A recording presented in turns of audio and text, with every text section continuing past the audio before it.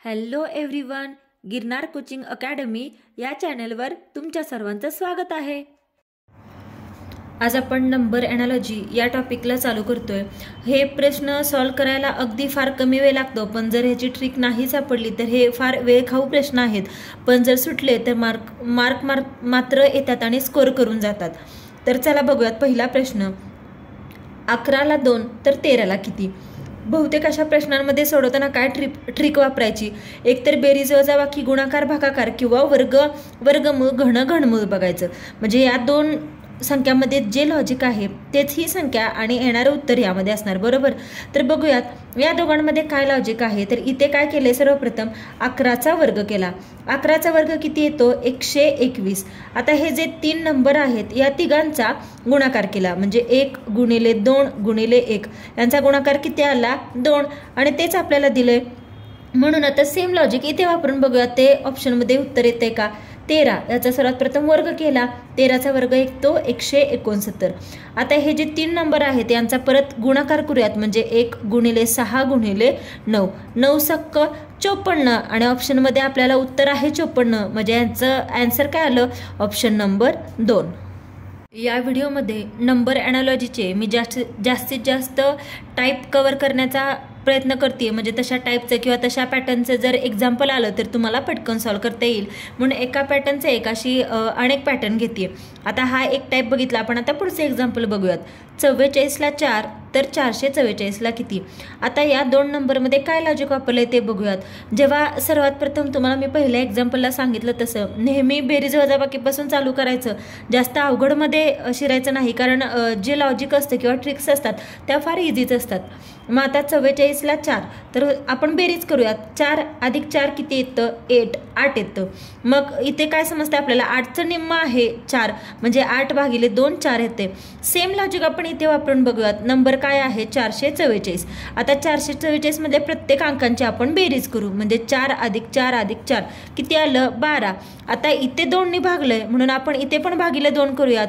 मग 12 भागिले 2 किती येतं? 6, आणि ऑप्शनमध्ये आपला आहे का? 6 आहे, 6, म्हणजे याचा आन्सर काय झालं? ऑप्शन नंबर 1 हे झालं ह्याचं आन्सर। नेक्स्ट क्वेश्चन बघूयात। आता इथे पण एक वेगळा टाईप घेतलाय। आता बघता क्षणी आपल्याला असं वाटतं की 11 दुनी 22 मग 13 दुनी 26 आहे का पर्यायामध्ये? नाहीये, म्हणजे इथे ही काहीतरी वेगळं लॉजिक वापरले। आता काय लॉजिक वापरलंय 11 आणि 22 मध्ये? चला तर बघूयात। 11 हा नंबर, यातले 2 नंबर आहेत, म्हणजे 2 संख्या आहेत, या 2 नंबरची बेरीज करूया। 11 म्हणजे 1 अधिक 1 ची बेरीज किती येते? 2। आता या 11ला या आलेल्या नंबरनी गुणायचं, म्हणजे 11 गुणिले 2 किती आलं? 22। सेम लॉजिक आपण इथे वापरू। 13 मधले 2 अंक कोणते आहेत? 1 आणि 3 यांची बेरीज करायची, 1 अधिक 3 येते 4। आता या 13ला या आलेल्या नंबरने गुणायचं, 13 गुणिले 4 किती आलं? 13 चोक 52, आणि हेच आहे आपलं आन्सर। ऑप्शनमध्ये आहे 52, म्हणजे आपलं लॉजिक करेक्ट आहे, म्हणजे याचा आन्सर काय आलं? Option number 2। नेहमी करताना खूप वेळा असं होतं की बघता क्षणी आपल्याला वाटतं, जसं आता आपण पाहिलं 11 दुनी 22 पण 13 दुनी 26 नाहीये। तर जसं मी सांगितलं तसं बघा, इथे पण बेसिकच वापरलं ना, बेरीज गुणाकार, बेरीज गुणाकार, म्हणजे सुरुवातीला काय बघायचं? फक्त बेरीज वजाबाकी गुणाकार भागाकार वर्गमूळ घनमूळ, याच्या व्यतिरिक्त कोणतंही लॉजिक नसतं, आणि सुरुवात अगदी ट्रिक वापरताना बेरीज वजाबाकीपासूनच करायची। आता नेक्स्ट क्वेश्चन बघूयात। यामध्ये देखील एक वेगळा टाईप घेतलाय। आता 14 ला 9 तर 26 ला किती? आता 14 वजा 5 पण 9 येतं, पण 26 वजा 5 21 ऑप्शन आहे का? नाही, म्हणजे हे लॉजिक इथं नाहीये। मग आता या 2 नंबरमध्ये काय लॉजिक वापरले ते बघूयात। 14 आपण कसं लिहू शकतो? 7 गुणिले 2 पण 14 येतं, बरोबर? मग ह्या 2 संख्यांची बेरीज केली तर किती येते? 7 अधिक 2 14, आणि तेच 7 गुणिले 2 14, आणि 7 अधिक 2 केलं तर किती येतंय? 9 येतंय, आणि तेच आपल्याला इथे दिले। सेम तसं आपण 26चंही करू शकतो। 26 म्हणजे किती? 13 गुणिले 2 आहे, 13 दुनी 26। मग या दोघांची बेरीज करूयात। इथे यांची बेरीज केली तेव्हा 9 आलं, म्हणून या दोघांची बेरीज करूया। 13 अधिक 2 किती? 15, आणि ऑप्शनमध्ये हा आहे का? 15 आहे, म्हणजे आपलं हे लॉजिक बरोबर आहे, म्हणजे याचं आन्सर काय आलं? ऑप्शन नंबर 4 15 हे झालं याचं आन्सर। पुढचा प्रश्न बघूया। हा देखील एक वेगळा टाईप आहे. अशा प्रकारे प्रश्न देखील विचारला जातो, पण आपल्याला लेटर बघितल्यानंतर थोडंसं गोंधळल्यासारखं होतं, पण अतिशय सोपा प्रश्न आहे. आता काय दिलंय, MO ला दिले 13, 11, तर HJ बरोबर किती. आता आपल्याला माहिती आहे A to Z मध्ये 26 नंबर्स असतात, सॉरी लेटर्स असतात. त्यामधला Mचा नंबर कितवा आहे, M असतो 13वा आणि O असतो 15वा.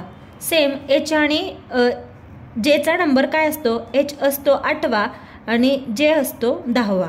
बरोबर. आता माहिती आपल्याला टोटल किती नंबर असतात. आता यामध्ये काय लॉजिक वापरलं ते बघूयात. टोटल किती लेटर्स असतात, 26 असतात.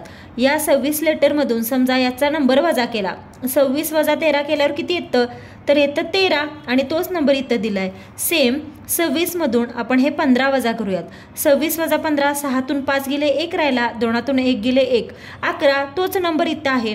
म्हणजे काय केलंय, टोटल 26 लेटरपैकी हा नंबर वजा केला तर पहिला नंबर आला, 26 मधून हे वजा केलं तर दुसरा नंबर आला. आता म्हणून सेम लॉजिक आपण इथे वापरून बघूयात. 26 लेटर असतात, त्यातून Hचा नंबर आहे 8, मग 26 वजा 8 केलं तर किती आलं, 18 आलं. म्हणजे पहिला आपल्याला नंबर भेटला 18. सेम दुसरं काढायचं आहे आपल्याला, तर 26 वजा Jचा नंबर आहे 10, ते वजा करू. मग 26 वजा 10 किती आलं, तर आलं 16. म्हणजे हा दुसरा नंबर आला. म्हणजे आपलं आन्सर काय झालं, 18, 16. आणि हे ऑप्शनमध्ये आहे का, आहे. ऑप्शन नंबर 2 मध्ये आहे 18, 16. म्हणजे याचा आन्सर काय, ऑप्शन नंबर 2. आता नेक्स्ट क्वेश्चन बघूयात. 123 ला 13चा वर्ग तर 235 ला किती. बऱ्याच वेळा प्रश्नामध्ये अशा पॉवरच्या रूपामध्ये म्हणजे वर्ग किंवा घन अशा स्वरूपामध्ये प्रश्न दिलेले असतात. बघता क्षणी आपल्याला हे प्रश्न फार अवघड वाटतात, पण अतिशय सोपा प्रश्न आहे. विदिन सेकंड आपल्याला आन्सर निघतं. आता बघूयात काय लॉजिक वापरलं इथं. आता बघा 123 ला काय दिले, 13चा वर्ग. आता 13 म्हणजे काय आहे बघा, हा पहिला नंबर बरोबर आणि शेवटचा नंबर 13 आणि ही जी मधली नंबर आहे त्याला पॉवर दिले 13चा वर्ग. सेम लॉजिक आपण इथे वापरू. 235. मग काय करायचं, पहिला आणि शेवटचा नंबर लिहून घेऊया. म्हणजे आलं 25 आणि जो मधला अंक आहे त्याला पॉवर द्यायची, म्हणजे 25चा घन. एवढा सोपा प्रश्न होता, अगदी विदिन सेकंड याचा आन्सर निघतं. म्हणजे याचं उत्तर काय आलं, ऑप्शन नंबर 3, 25चा घन. नेक्स्ट क्वेश्चन बघूयात. 8 ला 28 तर 27 ला किती. हा एक वेगळा पॅटर्न आहे, वेगळा टाईप आहे.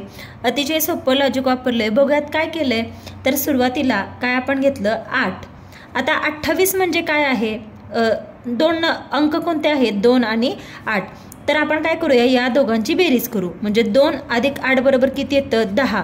मग आता 8 आणि 10 मध्ये कितीचा फरक आहे, 2चा फरक आहे बरोबर. समजा इथं 8 आहे म्हणजे इथं काय आहे, 0 आहे. म्हणजे 0 अधिक 8 किती आहे, तर 8. आणि इथं काय आली, यांची बेरीज 10 आणि या दोघांमध्ये डिफरन्स कितीचा आहे, 2चा आहे. सेम लॉजिक आपण इथे वापरू. आता इथं काय आहे, 27. मग या दोघांची बेरीज येणार. म्हणजे 2 अधिक 7 किती येतं, 9.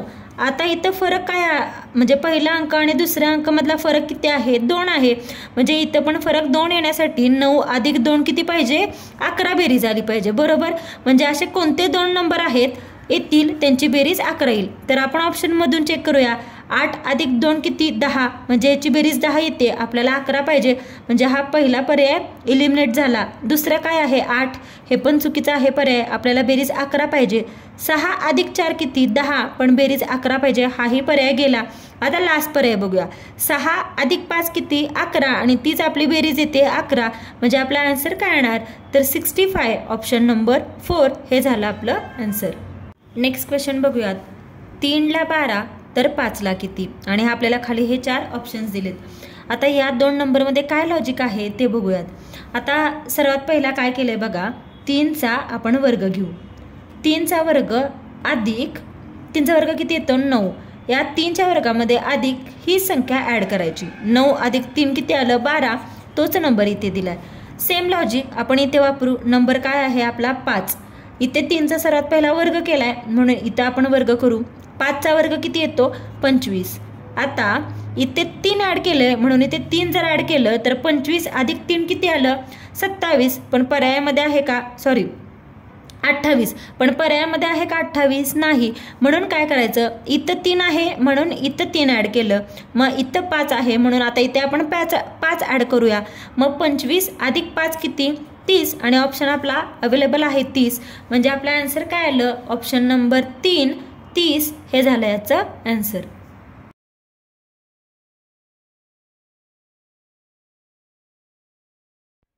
Thank you for watching. प्लीज व्हिडिओला लाईक करा, शेअर करा, कमेंट करा आणि चॅनेलला सबस्क्राईब करायला विसरू नका. आणि अशा प्रकारचे कोणत्या टॉपिकवरचे व्हिडिओ तुम्हाला पाहायला आवडतील ते कमेंट करून नक्की सांगा.